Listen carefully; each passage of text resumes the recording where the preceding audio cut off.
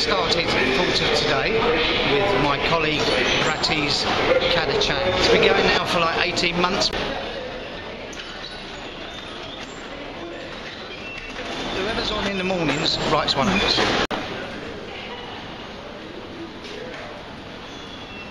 Just because of trying to put a smile on customers' faces as they come through in the morning, rather than just walk through the station, stop and have a little read and maybe interact. I think it's a really good idea, and I always read it when I come into the station. It makes you think about something. Where did you get the quotes from? People tell us, we go on the internet, different sites, and we just come up with ones that we hope we haven't used before. So. They always show like quite a lot of diversity, I think. Yeah, good. Where did you get the idea from to start? A station have written on their boards, you're not allowed, you cannot kiss outside this station.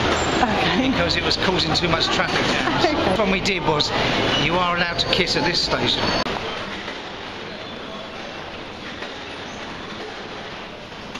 We've got our own website, we've got a Twitter account, we've been on Japanese news.